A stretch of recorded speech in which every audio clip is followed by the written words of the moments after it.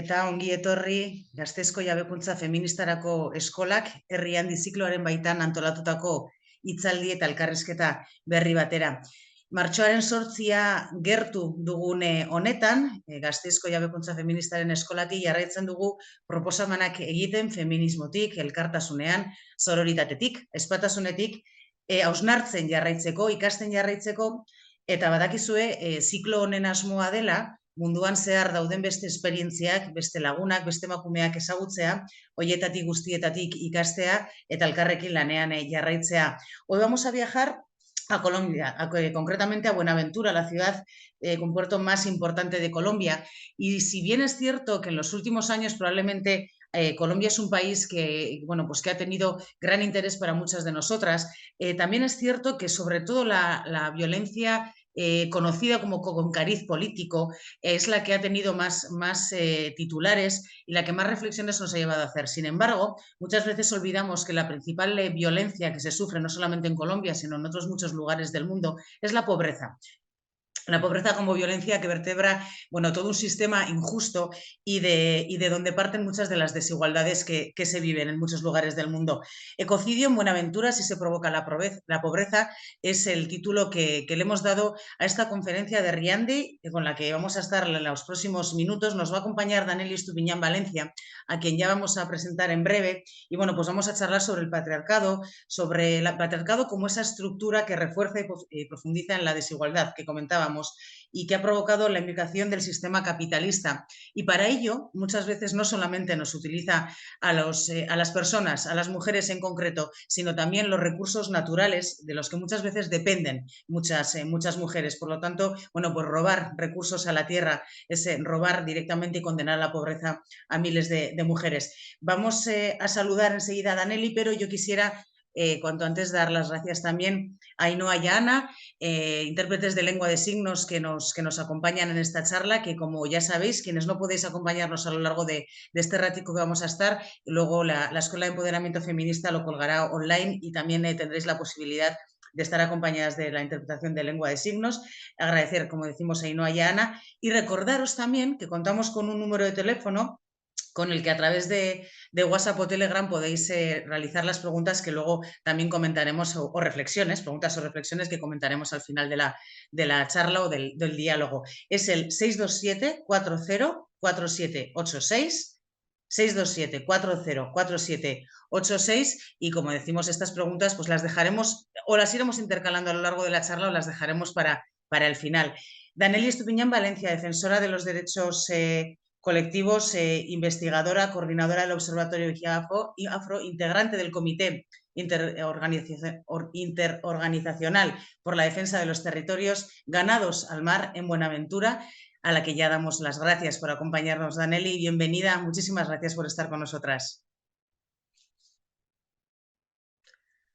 Muchas gracias a ustedes por esta invitación, muy complacida de poderles acompañar en este espacio tan importante. Pues son espacios siempre de reflexión colectiva que tienen como propósito, obviamente, mejorar un cambio, no solo en un país, dentro de un continente, sino también llegar a otros continentes y poder a partir de esas reflexiones también generar reflexiones que permitan mejorar la calidad de vida, los pensamientos, las acciones colectivas de todo este planeta y de este universo del cual habitamos y cohabitamos. Muchas gracias por este espacio. Danely, comentaba yo al principio de la presentación, muchas veces, si bien es cierto que a veces desconocemos hasta las historias y los territorios que más cercanos tenemos, ¿no? Pues en este caso, de continente a continente, pues muchas veces, en este caso Colombia, ha ganado muchos titulares en nuestros medios de comunicación, en nuestras reflexiones, en nuestras conferencias, sobre todo por la violencia que se ha vivido y se sigue viviendo y las consecuencias de ella en un país como Colombia. Pero decía yo, ¿no? La pobreza probablemente sea una de las armas más importantes para generar violencia y también para anular, ¿no? a las gentes y las luchas. Y Buenaventura en concreto es un lugar en el que yo creo que nos sirve mucho de reflejo para explicar de qué se trata esta pobreza entendida como violencia. Y a mí me gustaría, lo primero, que nos sitúes Buenaventura, porque yo creo que teniendo en cuenta la importancia que tiene como ciudad dentro de Colombia, no ha tenido o no ha despertado el interés que debiera, ¿no? en este otro lugar del mundo. Sitúanos un poquito, Buenaventura, y explícanos Bueno, también las riquezas, ¿no? de este lugar, ¿no? por el que precisamente es interés para generar luego esa pobreza, ¿no? exacto. Bueno, Buenaventura es, por decirlo así, la ciudad principal dentro de la región pacífica colombiana. La región pacífica está catalogada como uno de los 5 pulmones del mundo. Quiere decir que por su alto nivel de biodiversidad aporta mucho oxígeno, muchos recursos naturales a este planeta y se convierte pues en un sustento fundamental. Dentro de esta región pacífica encontramos a Buenaventura y Buenaventura, además de ser la ciudad principal del Pacífico colombiano, también es una ciudad que aporta al país como tal eh, muchos dividendos, hablando frente al comercio internacional aporta más o menos el 75% del comercio internacional que Colombia tiene en el marco de su característica, pues, como un país que tiene 2 o 3 puertos, y entre ellos, el puerto más importante es el que está situado en Buenaventura, que se convierte en el principal puerto de Colombia.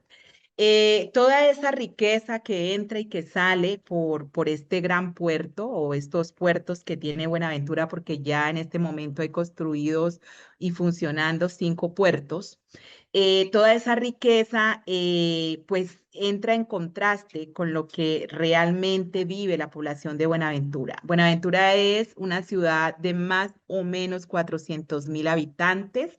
De estos habitantes, el 98% son étnicos, en su gran mayoría afrocolombianos, en un 90 y casi 98,5%, y el restante son poblaciones indígenas que están organizados a través de cabildos y de resguardos indígenas, y pues el resto de población es población blanco-mestiza que empezó a llegar dentro de los procesos migratorios normales en busca de oportunidades porque el puerto las da, y etcétera, etcétera. Entonces, pues esta es Buenaventura. Además de eso, cuenta con 9 cuencas hidrográficas, o sea, son ríos que abastecen a Buenaventura en todos sus alrededores. La hace entonces una ciudad muy atractiva por esto, y cuenta también con 2 bahías que son como esas entradas de mar que están ahí en el marco de ese ecosistema, también sosteniendo, por decirlo así, económicamente a la población o productivamente a la población a través de actividades tradicionales como la pesca artesanal. Y otras actividades que se derivan pues de toda esa interacción del territorio con las personas que hemos nacido acá y que tenemos nuestras prácticas y valores culturales que depende de esa interacción con el resto del ambiente. Esa es como en la ubicación, estamos al sur en la parte sur del Pacífico colombiano. Y bueno, desde aquí opera esa gran plataforma de enclave portuario, como yo le llamo. Es curioso, con los datos que nos das, nos hablas de que el 75% del comercio internacional partiría de allí, pero luego si tú oyes el número de población de 400.000 personas, no parecería, ¿no? A priori, que en una zona habitada por ese número de personas pueda darse el 75%. Por lo tanto, se entiende, y luego entraremos en eso, hasta qué punto las características, hablabas de etnias, hablabas de comunidades racializadas, puedan tener mucho que ver probablemente con el expolio. Yo quería precisamente preguntarte, para que nos hagamos una idea de en un territorio tan rico, con tanta riqueza, pero pequeña población aparentemente para todo lo que se exporta e importa, ¿qué tipo de ecocidio se está produciendo? ¿Cómo se está dando la explotación de la zona? ¿No? Nos hablabas de la riqueza a nivel del agua, evidentemente siendo lugar portuario, entendemos que el comercio internacional es la base, pero ¿cómo se está produciendo ese ecocidio? ¿Cómo se está produciendo esa explotación? Vale. Bueno, ese ecocidio tiene, a mi juicio, varias dimensiones. Primero, quiero situar que se está dando a través del exterminio físico de la población de Buenaventura y está íntimamente relacionada con el ecocidio porque el territorio de Buenaventura necesita de nosotros y nosotras como seres vivos humanos para poder sostenerse, ¿sí? No es una relación solamente de que la población humana de Buenaventura se abastece de ella, sino que nuestro territorio también nos necesita, ¿sí? Y necesita para poder ser defendido, porque de lo contrario, si no hubiese esas personas que sienten un amor profundo por Buenaventura y un entendimiento de lo que significa Buenaventura como espacio de vida territorial, en este momento, hace rato estaría en una crisis más profunda de la que tiene. Entonces, primero ubicar que una de las primeras formas en que se materializa el ecocidio en Buenaventura es inicialmente a través del exterminio de los hombres y mujeres de Buenaventura que tienen una mirada política, que tienen una postura frente a la defensa del territorio. Como tú lo decías, estamos hablando de más o menos 400.000 habitantes, incluso son menos porque ahorita con el nuevo censo quedamos en 300.000 y algo, casi cerca a 400. Eh, el número de asesinatos que se da en Buenaventura cada año es altísimo. Ese número de asesinatos pasa por 180 asesinatos registrados ante las bases de datos oficiales, pero los subregistros son altísimos. Desde que inició la dinámica paramilitar en Colombia, Buenaventura ha tenido más o menos un porcentaje de 500 muertes violentas por año.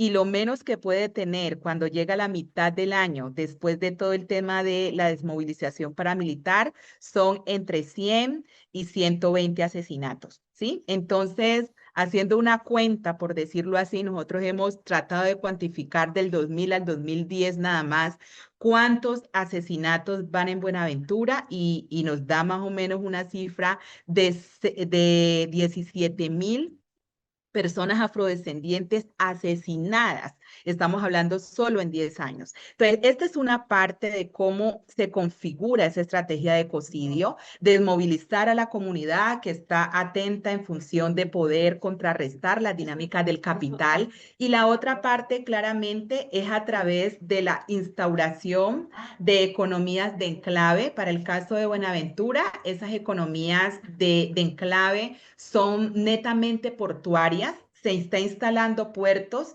alrededor de las zonas de Buenaventura que tienen relación con las costas. Y claramente para poder instaurar esos puertos se hacen talas de árboles, se genera contaminación en las fuentes marinas, en los esteros, se hace al mismo tiempo degradación del territorio y en ese marco también, que es algo que generalmente las personas no saben, pero cuando los buques entran a la bahía, ellos vienen cargados de agua y esa agua que traen desde los distintos continentes de Europa, etcétera, etcétera, generalmente es agua contaminada, pues porque ellos necesitan nivelar el barco, necesita tener un nivel para poder navegar tantos meses y tantos días en el agua, y esa agua que ellos traen es agua contaminada y cuando llega a nuestra bahía la sueltan. Cuando sueltan esa agua, inmediatamente vemos los peces morir, ¿cierto? Por el nivel de contaminación que tiene. Y ustedes más o menos pueden imaginarse en una dinámica portuaria, pueden entrar, no sé, 3 buques diarios como mínimo, ¿cierto? O más. Y todo esto se va acumulando como parte de la estrategia de contaminación. Más la sedimentación que se genera en la bahía porque tienen que hacer procesos de dragados permanentes para que los buques puedan entrar a la bahía de Buenaventura.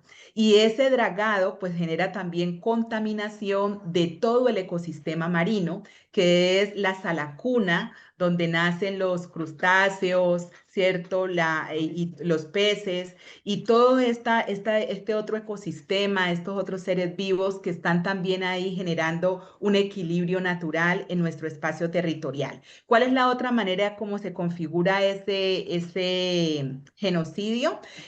Además de Buenaventura tener un puerto, tiene un nivel muy alto de biodiversidad, quiere decir que la flora y la fauna es muy grande, y como tiene 9 cuencas hidrográficas, son 9 ríos. Eso significa que tiene mucha agua, pero mucha agua. Buenaventura sola, con un solo río de sus fuentes, podría abastecer a toda Colombia de agua.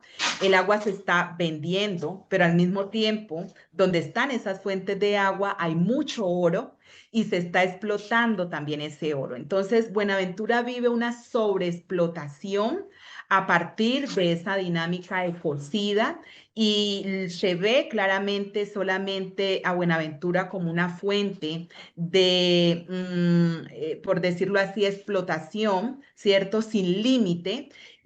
También relacionado y considerando el racismo estructural que ha habido, porque asumen en últimas que las personas que habitamos Buenaventura, pues no somos seres humanos, ¿sí? No llegamos a la categoría de seres humanos, entonces allá puede darse todas las formas de ecocidio y no hay ninguna respuesta por parte de la institucionalidad en función de poder frenar esa situación estructural que tiene Buenaventura. Entonces, más o menos como en esos 3 niveles podría narrar que se da la situación de ecocidio.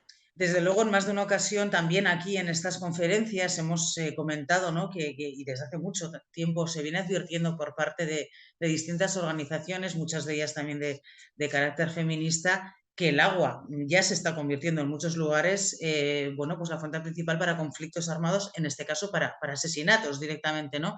Y de esto se viene advirtiendo. Y una cosa muy curiosa que has dicho, que también sucede en puertos más cercanos a nuestros hogares, aquí en Euskal Herria, es muchas veces lo que ocurre en los puertos se desconoce, ¿no? Lo que has contado del agua contaminada es gravísimo, pero evidentemente no teníamos noticia de ello. Muchas veces también los puertos sirven para el transporte de armas del que tampoco tenemos conocimiento, ¿no? Armas que luego son utilizadas en conflictos y producen las muertes que luego denunciamos, ¿no? Pero de ahí parten y evidentemente si esto se invisibiliza, ¿cómo no se van a invisibilizar las muertes y asesinatos de afrodescendientes de las que nos hablabas, Danel? Y me imagino que todo esto también es algo que en el PCN, el proceso de comunidades negras, habéis denunciado, también en la iniciativa Migradas sin Fronteras. Nos adentraremos luego ya en otros detalles, pero sí que me gustaría que nos hablases de estos 2 proyectos, de estas 2 iniciativas, para conocer también tu trabajo relacionado con la defensa de los derechos humanos. Si te parece, empezamos a hablar del proceso de comunidades negras.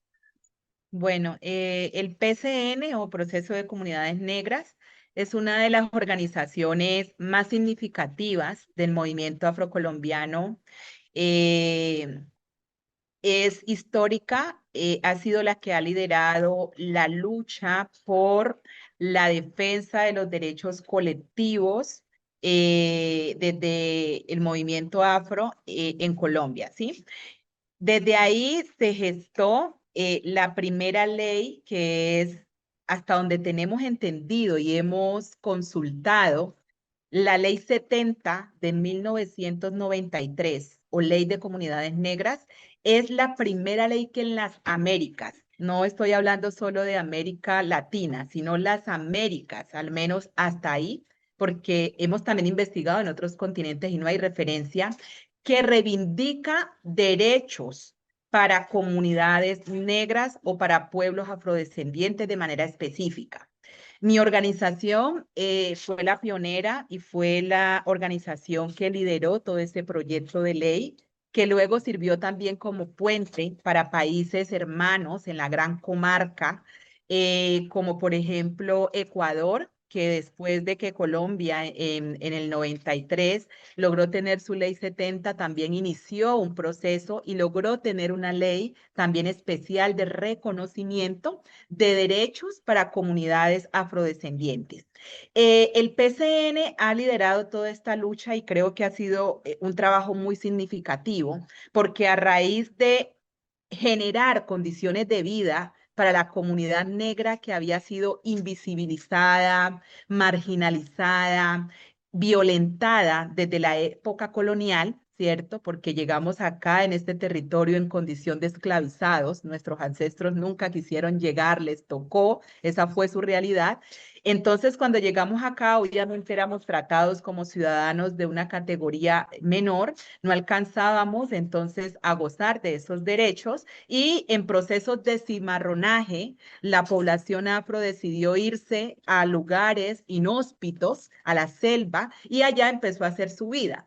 Y en esa vida, cuando ya estaban allá, empezaron a recibir malos tratos, empezaron a adentrarse y a explotar esos territorios donde ellos ya habían construido un estilo de vida. Y llega mi organización, el PCN, a visibilizar esa situación y a decir, ojo, aquí hay una comunidad que tiene derechos y ya no somos más esclavos y necesitamos tener condiciones de vida. Entonces, en última, lo que hace el PCN es la reivindicación, la defensa y el cuidado y la promoción de los derechos colectivos en Colombia. Y de ahí para allá, todos los derechos que hoy tienen los colombianos, los afrocolombianos han estado liderados por la dinámica del proceso de comunidades negras. La jurisprudencia, luego las sentencias, luego la ley de víctimas afro, el acuerdo afro de paz, todo ha sido liderado por esta organización que ha tenido desde sus inicios claro que está haciendo una apuesta de país diverso, pues porque Colombia naturalmente es un país diverso, pero en la práctica no podemos verlo de esta manera porque la exclusión es una de esas formas, pues, sistemáticas que no nos permiten avanzar como un país realmente étnico y diverso y que a partir de ahí esa etnicidad y esa diversidad cultural pueda ser aprovechada, ¿sí? Y pueda ser pues tenida en cuenta en los procesos de nutrición de este país y manutención de este país. Daneli, recordabas lo que creo que es muy interesante, ¿no? Recordar, ha sido curioso, ¿no? Que has dicho, nuestros ancestros no querían venir, ¿no? Vinieron porque no les tocó otra cosa. Cuando se parte de un pasado desde la esclavitud, cuando se reivindican derechos, luego evidentemente eso enfada mucho, ¿no? A quien quiere sostener ese sistema de esclavitud y por lo tanto, bueno, pues otro de las causas también o de las maneras de mantener esa esclavitud es, como decíamos al principio de tu presentación, pues mantener la pobreza. Luego nos vamos a volver a hablar de cómo se produce esa pobreza sistemática en Buenaventura, pero sí que quería saber, presentado de dónde parte tu defensa de los derechos humanos, desde dónde también parte la visión feminista de esos derechos humanos. Si hablamos de la invisibilización de los asesinatos de los afrodescendientes, de la pobreza, de la esclavitud, evidentemente la invisibilización que han sufrido y sufrimos las mujeres en muchos ámbitos es mayor, es doble. ¿Desde dónde parte tu visión ya feminista de la defensa de los derechos humanos, ¿no? ¿Cómo te haces en todo ese proceso? ¿Qué papel ocupa el feminismo en esa defensa de los derechos humanos? Bueno, por decirlo así, ese papel o ese lugar del feminismo llega en un momento de mi vida cuando yo ya he logrado avanzar en mi formación política, porque inicio en procesos comunitarios. Yo soy y me denomino como una mujer comunitaria. Porque he sido formada por la comunidad, he sido sustentada en valores comunitarios y parte de ese sustento de valores comunitarios es la crianza colectiva. De donde yo hago parte, acá la responsabilidad de la crianza, que es en últimas inculcar valores y forjar a ese nuevo ser ambiguo que llega a una comunidad. La tarea es colectiva, ¿sí? Y es colectiva sobre todo en cabeza de las mujeres. Son las mujeres las que tienen esa tarea y cuando nuestras madres por alguna razón salen a trabajar, no están en la casa, o nosotras salimos a jugar y estamos sin que ellas nos puedan ver, son las vecinas, las tías, las abuelas, las amigas, las que hacen ese papel de madres y de cuidadoras y de orientadoras. Entonces, yo fui criada por muchas madres, por muchas mujeres que eran vecinas, amigas, tías, abuelas en los barrios y que en últimas, tras cada frase, tras cada acción, lo que hacían era inculcar esos valores, ¿no? Cuando nuestras madres salían a mercar o a trabajar y no dejaban almuerzo en la casa, cualquier casa podía ser nuestra casa para ir a comer y cualquier vecina podía alimentarnos y cuidarnos mientras mi mamá o las otras madres llegaban, porque mi mamá hacía lo mismo con sus mujeres, con las otras amigas y las otras niñas. Entonces, tempranamente esta realidad de entender el rol que juegan las mujeres negras dentro de la común unidad, no lo tenía claro, pero sí tenía claro en la práctica cómo operaba. Lo hacía y lo repetía y es más lo defendía, pero inicié defendiendo inicialmente derechos colectivos y esos derechos que estaban ahí en el marco de, bueno, como comunidad negra estamos mal, como pueblo nos están exterminando y nos están matando. Y llega después a mi vida toda la conciencia de lo que significa ser mujer dentro de una comunidad negra, que no es fácil, porque si bien dentro de nuestra cultura hay una forma de matrifocalidad, quiere decir que es la mujer el foco de esta población, es la mujer el referente de crianza, de valores, de construir tejidos sociales y tejidos eh, eh, socioafectivos, pues no es reconocida dentro de la comunidad y es sujeta de maltrato, ¿cierto? Por la dinámica patriarcal global instaurada. Entonces, crecí dentro de una familia donde mi papá es de origen eurodescendiente. Mi papá fue de los que llegaron a estas tierras en épocas de las cruzadas y de todo el proceso de invasión hacia las Américas. Él llegó acá y se quedaron acá posicionados en el Pacífico colombiano y él es eurodescendiente. Y mi mamá es una mujer de origen africano, ¿sí? Afrodescendiente. Cuando mi mamá y mi papá se juntan y deciden vivir y yo empiezo a crecer, empiezo también a mirar cómo mi mamá era maltratada, era racializada por mi papá y empecé a tener conciencia de ello. Pues el malestar lo tuve desde los 7 años, pero no podía expresarlo, no podía hablar. Y ya cuando empecé a crecer y tuve la oportunidad de sacar mi voz, empecé a hacer mis construcciones también y empecé mucho a amar a mi mamá, a valorarla y a defenderla de la forma en que era tratada. Entonces yo creo que mis inicios fue en mi propio hogar, fue mi propia madre mi referente y a partir de ahí empecé también a mirar ya con otros ojos cómo las mujeres hacen un trabajo muy importante dentro de la comunidad, pero son maltratadas dentro de sus hogares y también menospreciadas por los mismos procesos comunitarios y organizativos que no nos dan un lugar, porque hacemos parte de organizaciones mixtas y estamos allí y hemos decidido políticamente estar ahí, pero también es una lucha en función del reconocimiento de nuestro lugar político dentro de la organización como tal. Entonces, creo que pues, de hecho, mis inicios fueron ahí. Mi primer lucha fue en mi hogar, en mi casa, con mi papá,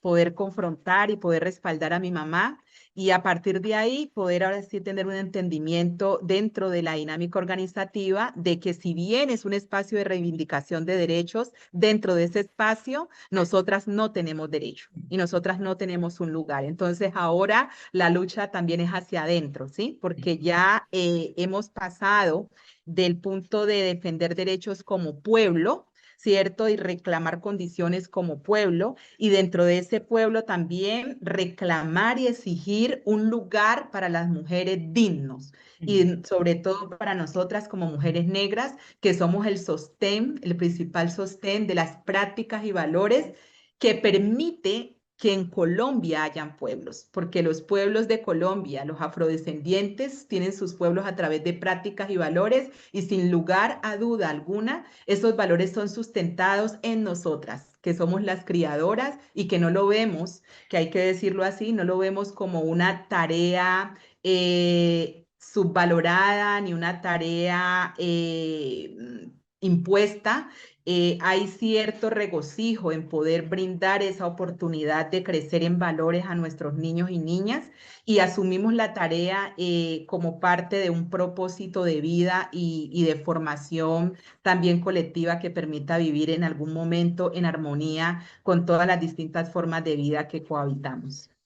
Es curioso, ¿no? Cuando narrabas también, yo te preguntaba de dónde parte también la lectura feminista de la defensa de los derechos humanos. Claro, el feminismo a muchas, en cierto modo, nos salva porque nos hace entender lo que nos sucede, pero también te pone ante la dura la realidad, que esa dura realidad muchas veces no está encima solo fuera, ¿no? Sino dentro de tus propias comunidades, de tus propios hogares, de tus compañeros, ¿no? Sea de militancia, de trabajo, amigos. Entonces, el feminismo te salva, pero también te coloca en una situación en la que te obliga directamente a continuar luchando. Las vivencias que estaba contando Danelli son importantes y a mí me ha gustado mucho que lo haga, porque hay un documento que yo creo invito a la Escuela de Empoderamiento Feminista que luego nos pueda dar acceso cuando este vídeo sea colgado en la página web del Ayuntamiento de Vitoria-Gasteiz. Hay un documento de Danelli publicado por el Gobierno vasco donde se recogen sus vivencias, las vivencias políticas, pero partiendo también de su propia infancia, de sus propias vivencias como niña en comunidad. E incluso por eso, y una de las preguntas que le quería hacer es lo del deseo de ser negro. Ya nos ha contado el hecho de padre de origen indoeuropeo, ¿no? Y madre negra, y bueno, pues también la realidad en la que convivía, ¿no? Estas vivencias son importantes y se recogen en ese documento que yo os invito a leer porque de verdad son muy interesantes, bueno, pues para luego recorrer su trayectoria política. Porque, como decimos, tú ves la violencia que se vive en tu casa, eso te hace tomar una conciencia feminista, y luego hay una violencia generalizada hacia las mujeres, también invisibilizada, que es la violencia sexual que viven muchas mujeres. Y yo no sé cómo te hace también tomar conciencia, cómo tomas conciencia de esa violencia sexual como parte y como herramienta también sistemática del patriarcado, y también muy utilizada en la violencia generalizada que ha vivido Colombia en los últimos años, no solamente en Buenaventura, ¿no? Yo creo que también en un momento dado tomáis conciencia o tomas conciencia, ¿no?, de que esa violencia sexual es el arma perfecta para anular la voluntad de las mujeres luchadoras, ¿no? No sé cómo sucede eso, cómo aparece esa violencia, esa toma de conciencia sobre la violencia en tu proceso. Bueno, tú has hecho dos preguntas en una, la una de cómo asumo mi condición como mujer negra, como mujer afrodescendiente y el tema de la violencia. Bueno, inicialmente eh, mis hermanas y mi mamá son fenotípicamente negras, visiblemente negras, pues mi papá es el que tiene su origen, entonces tiene pues piel blanca, ojos azules, pelo castaño. Y así la familia de parte del linaje de él. Pues nazco yo y nazco con ciertos rasgos de mezcla y combinación entre mi mamá y mi papá, pero dentro de mí desde muy chica siempre había algo que me llevaba más a mi mamá, una imán que me arrastraba a ella, y yo siempre quise ser fenotípicamente negra y Como tus me hermanas, ¿no? Veías a mantenía. tus hermanas, ¿no? Sí, me mantenía muy confrontada por eso y hablaba mucho con Dios y le decía por qué razón yo no era como ellas y quería tener todo. Y de mis amigas también, pero bueno, eh, luego en mi proceso, afortunadamente en mi proceso de formación política, después de llevar tantos soles en las marchas para ver si lograba el color, y lo que logré fue muchas manchas en la cara y dañarme todo el cuerpo con el sol, que es bien duro en Buenaventura. Comprendí que no era un tema, el ser mujer negra no era un tema fenotípico, sino que era un tema de conciencia. Yo tenía la conciencia negra, conciencia hermosa de lo que significaba ser una mujer negra, y esa conciencia podía bastarme para yo poder reivindicarme como una mujer negra. Entonces entendí luego en mi proceso de formación que yo podía ser una mujer étnicamente negra, aunque fenotípicamente negra no lo fuera. ¿Qué significa ser una mujer étnicamente negra? Para que un grupo étnico sea denominado como grupo étnico, tiene que tener tres condiciones. Debe tener una historia en común, La historia en común de la comunidad negra es que fuimos traídos a la fuerza del África, nuestros ancestros, y fueron traídos en calidad de esclavos acá. O sea que la historia de la esclavización es nuestra historia en común. Tener un territorio en común, que es un espacio de vida donde compartimos y se recrean las prácticas y valores culturales, y tener una cultura en común. Entonces yo decía, bueno, si para ser étnicos se necesitan estas tres condiciones, pues yo he nacido aquí, sí, y he nacido en un territorio del Pacífico, incluso nací a través de una práctica muy hermosa de la obligada, porque mi mamá es partera, y al nacer sembró mi ombligo en la tierra y me hizo parte de este territorio, ¿cierto? Pero además me dio cualidades también de otros animales a través de este ritual de la obligada. Yo soy obligada con arriera y con guayabo, o sea, una planta y un animal, o sea que yo soy esa combinación, esa mezcla entre arriera y guayabo. Entonces yo decía, si tengo eso, ahí ya tengo mi territorio, tengo mi historia, porque mi mamá es una mujer de origen africano, mis abuelas, mi bisabuela, y además tengo una cultura porque pues hago de todo, bailo currulao, sé cantar, bailo, como, defiendo, sé todos los dialectos e idiolectos de mi comunidad. Obviamente yo puedo declararme como una mujer étnicamente negra. Entonces, a partir de ahí empecé mi proceso de reivindicación como una mujer étnicamente negra, en una comunidad que tampoco le es tan fácil aceptar a una mujer con mi color de piel como si fuera negra, porque además han vivido el racismo, saben que hay ciertos privilegios con este color de piel y también se sienten amenazados y también se sienten, por decir así, un sentimiento colectivo hacia las personas que de pronto tienen este color y pueden tener más privilegios. Entonces yo empecé, no me gustaba que me dijeran ni mona, ni blanca, no me gustaba. Y empecé a buscar mi lugar y el tema de la pasión, de la defensa, del entendimiento, de poner todo ese conocimiento y ese acumulado en el marco de esa crianza colectiva que tuve a mi comunidad, hizo que yo tuviera un lugar dentro de esta comunidad como una mujer étnicamente negra y que fueran las personas que me reconocieran como tal y que una organización como el PCN a través de mi trabajo, por decirlo así, aceptara mi membresía, porque tampoco era fácil ser aceptada dentro del proceso de comunidades negras, porque de todas maneras ellos tienen que crear unos guetos que les permiten autosostenerse y mantenerse, y ese gueto está en el marco de poderse relacionar entre ellos, ¿cierto? Y ser un poco herméticos. En ese momento que yo entré, esa era la dinámica. Entonces, pues mi historia empezó de esa manera y a partir de ahí, pues yo me reivindico como una mujer étnicamente negra y ya sé que no necesito ir a tomar los baños de sol para poder lograr el color que Permíteme, tanto Danili, amo. sí, antes de que respondas a la segunda pregunta, precisamente de la violencia sexual de la que habla, es que permítame declarar una cosa que no hemos comentado, porque aquí siempre hablamos de luchas y de militancias colectivas y damos importancia a la comunidad, a la colectividad, pero sí que es verdad que de lo que estás comentando ahora, Daneli ha liderado ese proceso de comunidades negras, ha liderado muchas luchas, no simplemente es parte de, sino que en cierto modo la ha encabezado. Por lo tanto, sí que evidentemente, ¿no? De partir de tener que, ¿no? De desear ser tan negra como tus hermanas, ¿no? O como tu madre y vivir el rechazo de la propia comunidad, bueno, pues evidentemente tu trabajo en defensa de los derechos humanos es el que te ha colocado en el lugar que has ocupado en los últimos tiempos. Y ahora quería aclararlo, bueno, pues para que viera también la gente que nos escucha la importancia, ¿no? de tu trabajo y qué protagonismo has tenido, que te lo estoy dando yo, que no lo has querido coger tú. Perdona, Daneli, y continúa con esa segunda parte, si quieres, de lo que te planteaba. Sí, y ya en el tema de cómo opera esta violencia, la violencia sexual, bueno, es una parte realmente muy dura de, de conceptualizar porque está llena de mucho sentimiento. Yo creo, mira, hay una particularidad, yo que he acompañado víctimas por más de 17 años, víctimas del conflicto armado, todas mujeres negras, obviamente, porque pues me muevo en esos territorios, que vivo en una ciudad como Buenaventura, que es una de está catalogada como una de las 15 ciudades más violentas del mundo. Yo logré entender que claramente la violencia hacia las mujeres son una estrategia, ¿sí? De guerra, es una táctica de guerra que se recrea en el cuerpo de las mujeres en función de imprimir toda la sevicia y todo el miedo, ¿cierto? A través de nuestros cuerpos, de nuestro ser como mujer. ¿Por qué razón?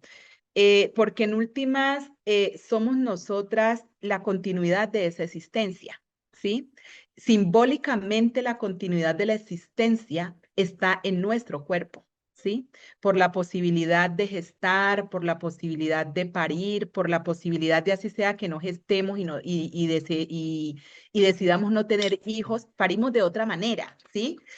Parimos en cada mata que sembramos, en cada árbol, en cada animal que se defiende y se cuida y se protege en el marco de la misma cadena alimentaria, de la forma en que se tratan a los animales.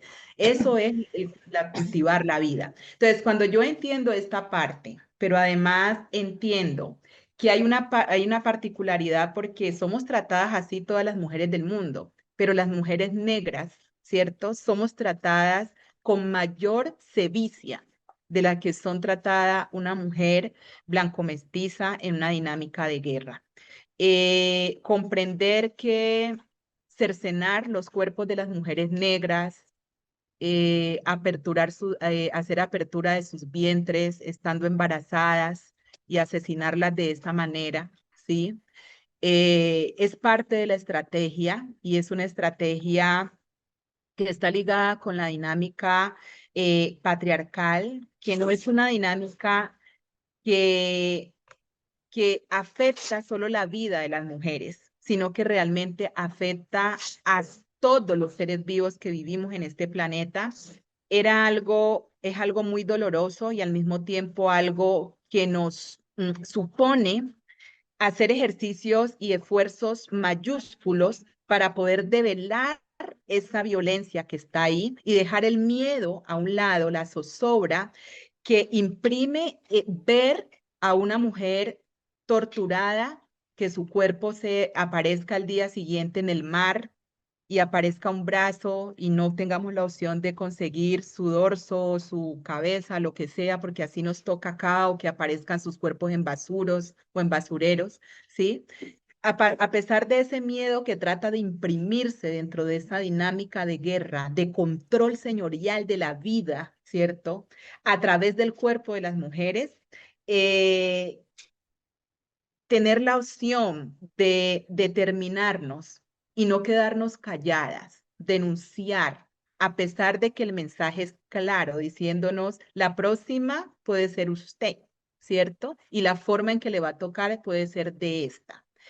Eh, ha sido un desafío grande y ha sido un desafío que no, pues claramente no ha asumido solo yo, sino muchas mujeres negras que deciden no quedarse calladas ante la injusticia y poner la situación. Acá se hacen visibles las masacres, los asesinatos y otras cosas, pero los feminicidios no se hacen visibles. Eso es como normalizado, es normal que maten a una mujer y que la maten de esa manera, ¿cierto? Y nos ha tocado a nosotras organizarnos y poder poner nuestra voz, hacerlo visible, dejar el miedo a un lado y poder decir aquí estamos y somos también parte de este espacio de vida y estamos dispuestas a dar nuestra vida misma por poder generar condiciones de vida digna para nuestras niñas, para que no sea eso un referente, el desmembrar cuerpos o el picar cuerpos, como le llaman acá de las mujeres, y para que eso no sea y no se siga constituyendo en una práctica de guerra que controla, vuelvo e insisto, o pretende controlar a la comunidad organizada, ¿cierto? A través del cuerpo de la mujer, que se constituye en un referente de tejido, de tejido emocional, de tejido humano, de tejido comunitario en su espacio de vida. Entonces, pues en últimas, esa ha sido la situación. Yo comprendo claramente que somos un instrumento dentro de esos procesos de violencia y que nuestra humanidad siempre se va a usar como parte de una estrategia perversa de guerra, no solo física, sino también psicológica, porque a partir de un feminicidio se puede lograr paralizar, ¿cierto? Y controlar la mente de las mujeres que están soñando en libertad. Y eso es un mensaje contundente. Yo siempre digo, cada vez que hay un feminicidio, ahí no se está asesinando, no se está matando, ¿sí? Solo a esa mujer. Se está asesinando y se está matando la vida y los sueños y las esperanzas de libertad y de vivir en dignidad y una vida libre de violencia de todas las mujeres del mundo, porque esa crueldad manda un mensaje, un macro mensaje, es un mensaje realmente transnacional de la violencia que llega a través de este ejercicio de la crueldad en nuestros cuerpos y del desmembramiento de nuestros cuerpos. Entonces, más o menos como de esa manera comprendo yo esa estrategia. Sí. De hecho, siempre lo hemos visto, yo comparto esto que dices, el mensaje es para todas vosotras, ¿no?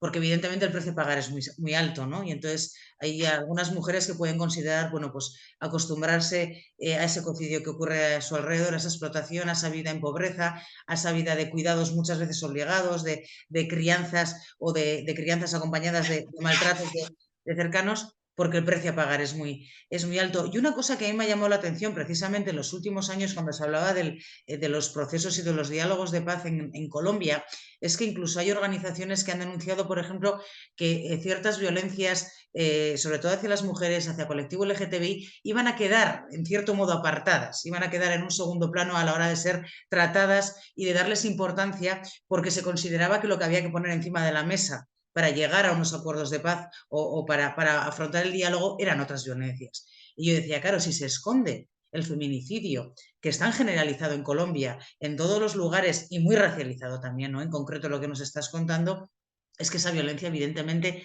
está ejercida en general por todo el patriarcado, ¿no? Y que estas mujeres tienen al enemigo, como se suele decir muy fácil, muy simple, el enemigo en casa, ¿no? Y en casa no es en tu propio hogar, es en tus propias comunidades.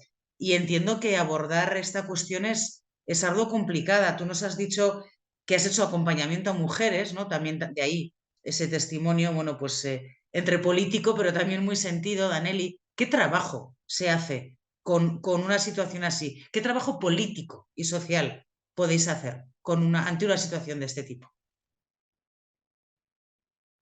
Bueno, nosotras acá no nos las inventamos para poder en el marco de una situación tan compleja hacer mucho.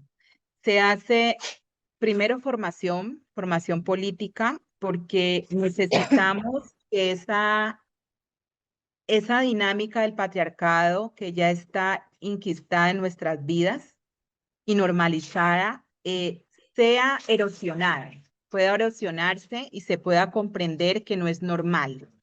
Y el primer trabajo toca hacerlo con nuestras mismas mujeres y con sus hijos, que ellas los están criando y en la crianza, sin darnos cuenta, se le va mandando ese mensaje al hijo o a la hija de que nuestro cuerpo y nuestro ser es un territorio de opresión desde esa misma dinámica del hogar. Entonces, hacemos un ejercicio primero en función de reflexionar en el marco de la formación política con las mujeres. Creemos que todas las mujeres, todas, absolutamente todas, deberíamos tener formación en nuestros derechos y en la conciencia de nuestro ser para luego a partir de ahí empezar a dar otras luchas, ¿cierto? Lamentablemente, no lamentablemente, bueno, a nosotros nos tocó al revés, nos tocó primero empezar desde lo comunitario y después de lo comunitario llegar a la dinámica del feminismo, que por eso también somos criticadas muchas de nosotras, las que hemos llegado de esta manera al movimiento, ¿sí? Entonces, se hace formación política, eso lo tenemos claro, en temas de comprender esa estructura patriarcal como una estructura realmente donde yacen todas las violencias, todas las opresiones y todas por decirlo así, todos los desconocimientos del ser, se dan dentro de esta dinámica. Y es importante hacerlo desde ese punto de vista porque la misma dinámica patriarcal se ha encargado de mostrarnos a nosotras que ser feministas o hablar de nuestros derechos es malo, ¿cierto? Y que es algo que nos saca del contexto global y que nos pone solamente entre nosotras como mujeres a ser solidarias entre nosotras.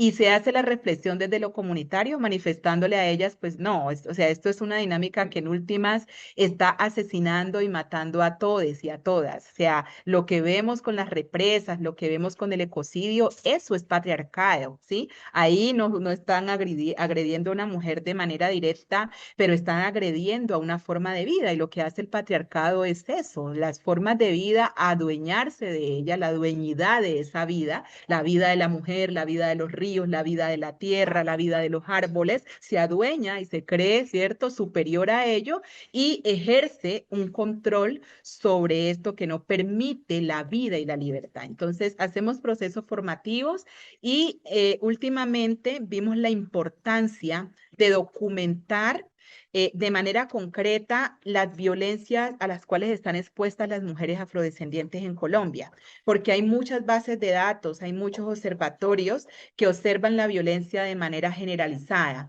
pero no contamos con cifras y bases de datos que permitan mostrar la crueldad de la violencia en el cuerpo de las mujeres. Cuando en Colombia ocurre un feminicidio a una mujer blanco-mestiza de manera cruel, eso es noticia nacional, lo que acabamos de ver. Creo que ustedes pudieron ver la noticia con el último caso de la chica de Bogotá que fue asesinada por un extranjero gringo. Lo que le pasó a ella le pasa casi a diario a las mujeres afrocolombianas, pero eso no es noticia, no sale en los canales nacionales, no hay abogados, ¿cierto?, que puedan llevar el caso gratuitamente, no hay fiscales que puedan llevar el caso gratuitamente y hay además niñas. Nada más hace poco, a finales de diciembre, vivimos el caso de una niña de 8 años que fue asesinada con la misma crueldad del caso que acabamos de ver en Colombia, que fue público y que hoy afortunadamente este señor está pagando por ese feminicidio, pero no es. Entonces vimos la opción y vimos la necesidad de crear un observatorio y más que un observatorio, un sistema de protección de la vida y de los territorios, el SISVIDA, que le llamamos así, Sistema de Cuidado de Protección de la Vida y los Territorios. Y dentro de esta estrategia dentro de este sistema tenemos dos estrategias. El Vigía Afro, que es un observatorio que específicamente vigila, recupera, documenta, visibiliza casos frente a la violencia contra las mujeres negras y la crueldad, hace informes, saca alertas, plantea reflexiones alrededor de ello. Nuestra última reflexión que va a salir en este último informe de Derechos Humanos 2023 es que además de reclamar como mujeres negras el derecho a vivir en dignidad, nos va a tocar reclamar el derecho a morir en dignidad porque no encontramos, las partes de nuestros cuerpos no se encuentran. Sí, a las familiares les está tocando enterrar el dorso, enterrar la pierna, enterrar el brazo, pero no podemos. Entonces, parte de estas reflexiones las hacemos desde el observatorio y la última estrategia es la estrategia ILE de sanación, que es una estrategia de acompañar, la pueden buscar en Facebook y en YouTube, ahí tenemos algunos videos, acompañar desde la espiritualidad política a mujeres negras lideresas que dedican su vida al cuidado de las distintas formas de vida y están en riesgo físico y emocional por el trabajo de liderazgo y de defensa que hacen en sus comunidades. Las acogemos temporalmente en nuestra casa de sanación o ILE de sanación y les damos sustento desde la medicina ancestral y las cuidamos, nos mimamos, nos energizamos y volvemos a nuestra comunidad a trabajar por la defensa de la vida, que es parte de nuestra misión, de las que hemos decidido ser lideresas, es nuestra misión de vida, la hemos entendido y estamos pues complacidas de hacerlo. Y muchas de nosotras no queremos desplazarlo, no queremos irnos hacia España como refugiadas, queremos quedarnos acá haciendo nuestro trabajo y aportando a esta construcción y esta manutención de la vida en todas sus expresiones. Daneli, nos estaban empezando a llegar ya preguntas de las compañeras que nos están viendo. Has comentado algo que es, bueno, que cuando hay un feminicidio de una mujer blanca, como lo que ha habido en Bogotá, o de rasgos que no sean afros, es titular. Claro, si dices eso, puedes responsabilizar en cierto modo al medio de comunicación, pero yo creo que también hay una especie, no sé si reproche, pero sí también llamada al resto de movimientos feministas. Lo digo porque has comentado que no contáis con abogadas gratis y demás. Y es que la pregunta que nos mandaba la compañera es, ¿cómo está el movimiento feminista en Colombia teniendo en cuenta la diversidad de los movimientos feministas en todos los lugares del mundo? Pero me ha llamado la atención que hayas dicho eso, ¿no? Yo no sé cómo están esas redes del movimiento feminista en Colombia y en lo que tú conoces y en lo que tú practicas. Pues mira, el movimiento feminista acá es muy diverso, imagino yo que como en otras partes del mundo. Nosotros, al menos mi dinámica con las compañeras que trabajamos, nos movemos algunas dentro del feminismo negro comunitario, otras solo dentro del movimiento, dentro del feminismo negro y otras dentro del feminismo comunitario. Yo me declaro como una mujer feminista comunitaria. ¿Sí? Tengo distancias ideológicas y prácticas con las otras formas del feminismo. Reconozco que hacen su trabajo, pero pues también reconozco que cada una vive su proceso a partir de su propia realidad, de cómo nació, cómo se crió, cuáles han sido sus valores, cuáles han sido sus sufrimientos también y cuáles son sus apuestas de vida. Entonces, yo no me atrevería a dar un diagnóstico del movimiento feminista en Colombia porque realmente es muy amplio, no me muevo dentro de la dinámica feminista amplia. He decidido trabajar desde esta mirada e incluso no soy reconocida como una feminista por muchas de las compañeras pues que hacen parte de la dinámica porque viven, por decirlo así, son muy críticas de que nosotras hagamos parte de una dinámica mixta organizativa, porque el PCN es una organización mixta, pero que además que el PCN es una organización patriarcal. Y además de ser una organización patriarcal, pues dentro del PCN se presentan situaciones de violencias de género. Nosotras hemos decidido como una opción política seguir dentro del movimiento, dando la pelea ahí dentro, porque es muy fácil a veces irnos solas como mujeres y dar la pelea sola afuera. Nosotras decidimos, nos quedamos adentro y damos nuestra lucha desde adentro y hemos decidido visibilizar las violencias que dentro de nuestro contexto organizativo, que debería ser un lugar seguro, porque se supone que es un lugar de reivindicación, de lucha, de reclamación de derechos, dentro de ello hay una situación sistemática de violencia hacia las mujeres y hay unas formas en que se ejercen y hay unos perpetradores que todavía siguen ahí amparados por toda esta dinámica patriarcal de nuestra organización. Entonces hemos decidido denunciar al interior, hacer nuestros informes, hacer nuestros protocolos para garantizar como espacios seguros y eso nos ha generado, por decirlo así, crítica de otros movimientos feministas negros o de mujeres mestizas, de todo el movimiento en Colombia, pero también nos ha generado situaciones dentro con nuestros propios compañeros que ya nos ven como una amenaza y como un problema dentro de la organización. Pero hemos decidido quedarnos aquí, es nuestra opción política.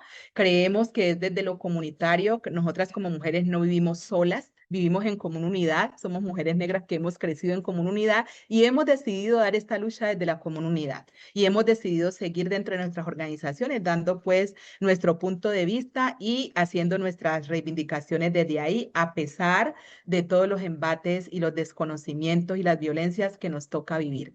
Entonces, pues eso, no puedo realmente dar un diagnóstico mayor, pero sí, sí hay situaciones. Está la situación de racismo, no es la misma manera en que se reacciona con casos hacia una mujer blanca que viva en la metrópolis, en Bogotá, en Medellín, en Bogotá, a un caso de una mujer negra que viva en la periferia, ¿sí?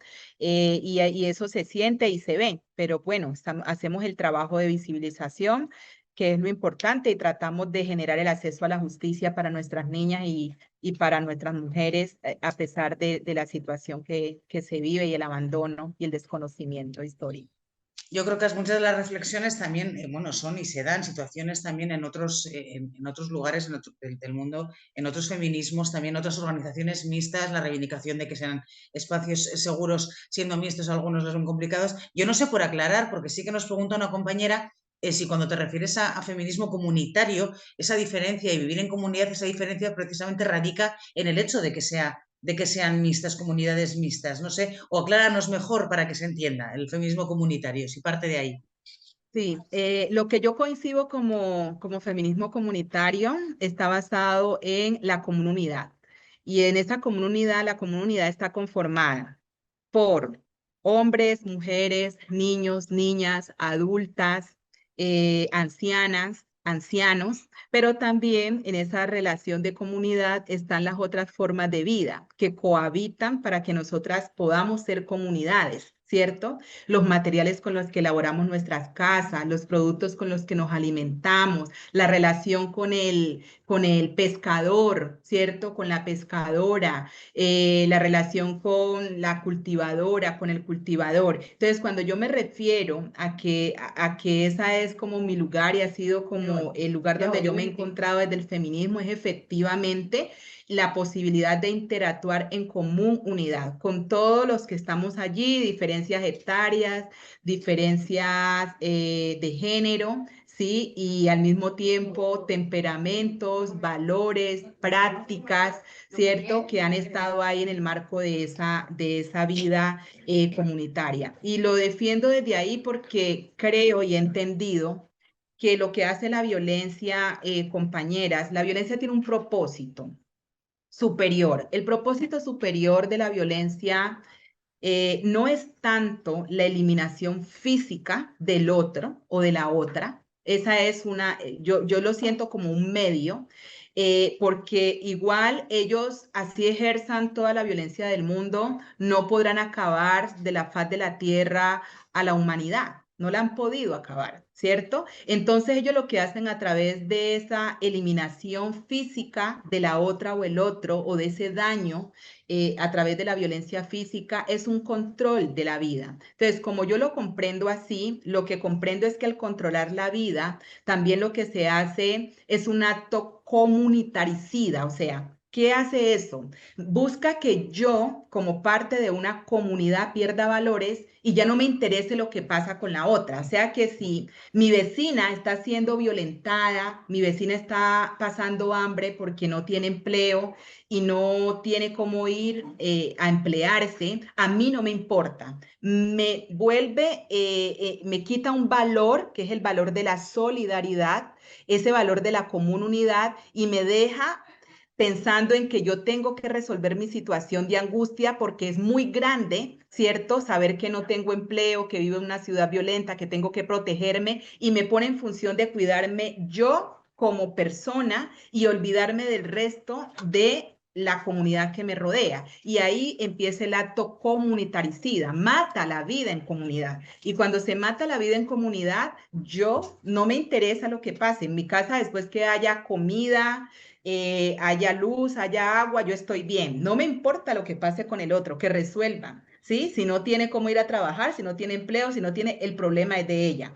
Nosotros no lo vemos de esa manera. Para nosotros, si alguien del barrio tiene hambre o de alguien de la comunidad tiene hambre, es mi problema. Yo tengo que ayudar a resolverlo porque es una necesidad que tiene y como ser humano, si yo tengo la posibilidad de doy, doy. Pero además hay otra situación. Esa persona que está aguantando hambre puede ser que se convierta en un riesgo porque necesita suplir sus necesidades básicas. Y si yo tengo una gallina que estoy criando y la tengo lista para diciembre, ella tiene hambre, pues mañana puede ir a mandarla a coger porque necesita comer. Entonces, en esa visión, ¿cierto? Es lo que la guerra entra y daña, el valor de lo comunal, el valor de lo comunitario. Y a partir de ahí ha ido gestando y en Buenaventura ha hecho un trabajo muy importante. La guerra lo ha hecho un trabajo muy, muy profundo porque nos ha quitado el valor de la vida en comunidad y ha asesinado no solamente a las mujeres y a los hombres negros de Buenaventura, sino que ha asesinado la vida comunitaria.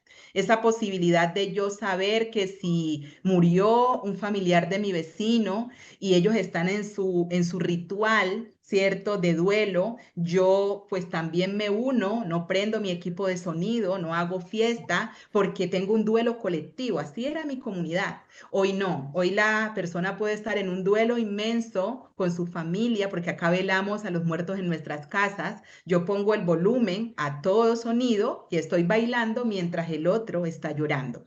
Cuando yo crecí en esta comunidad, eso era un valor. Entonces, cuando yo me refiero a la vida comunitaria, me estoy refiriendo a esa vida en valores con esas comunidades diversas que están ahí y que obviamente pueden convivir y pueden gestar unos niveles de vida importantes para las personas y los niños y niñas que crecen en ese ambiente de comunidad.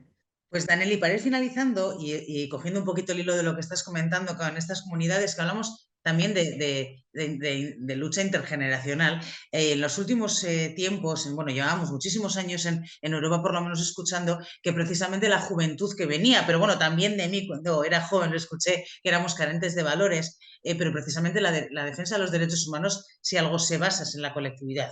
Sería imposible la defensa de los derechos humanos si no es en colectivo.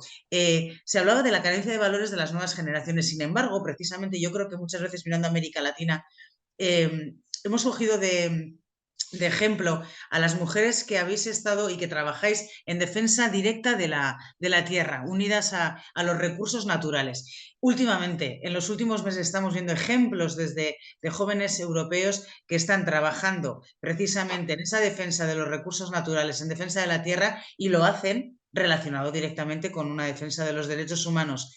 No sé si tenéis conciencia de ello, si también en tu entorno más cercano se está dando que esos valores, que esa transmisión de valores se esté dando en las nuevas generaciones. Yo, en cierto modo, tengo muchísima más esperanza en las nuevas generaciones que la que tengo en las anteriores, cosa que creo que no ha sucedido hasta ahora. No sé si esa es por lanzar también un mensaje de esperanza. Yo miro a las jóvenes que vienen detrás de nosotras, que muchas nos estarán viendo, y es envidiable la fuerza, las ganas que tienen y la educación política que tienen también. No sé si en tu entorno, Daneli, y por terminar, que espero que sí, con un mensaje positivo lo veas así. Total, total. Yo soy una gran enamorada y apasionada de los jóvenes porque además de su fuerza ponen su alegría, ¿no? Creo que hacen parte de esta era de la luz y en esta era de la luz están dando toda su luz y toda su inteligencia en función de esa humanidad, de recuperar esa humanidad que nos han querido arrebatar y nos han querido quitar. Y acá es igual, ¿sí?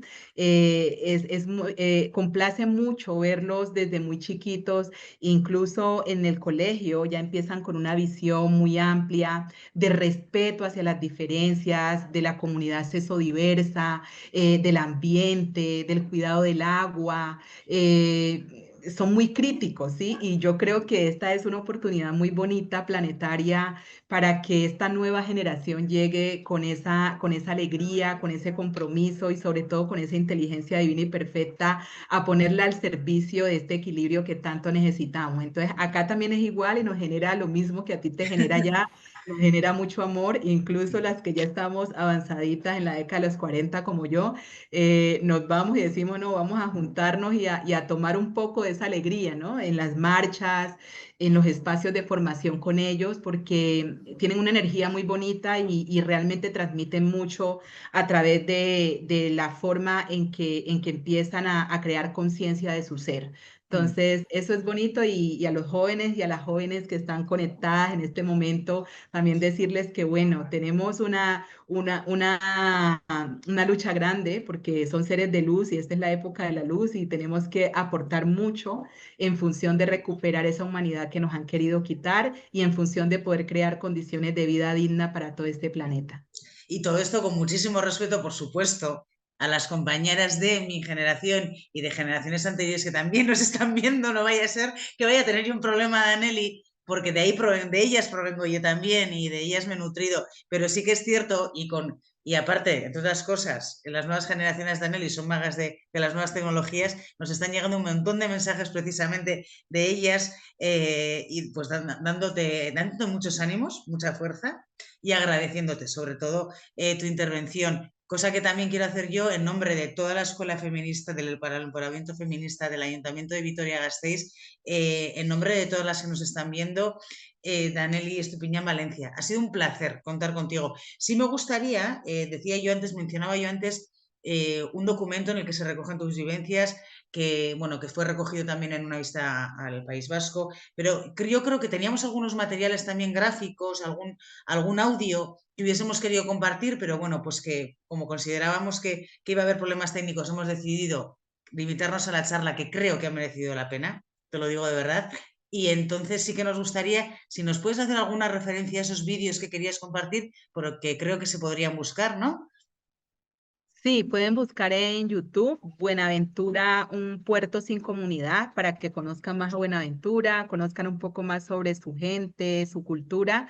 Y es parte de una producción que hicimos incidiendo ante la Comisión de la Verdad.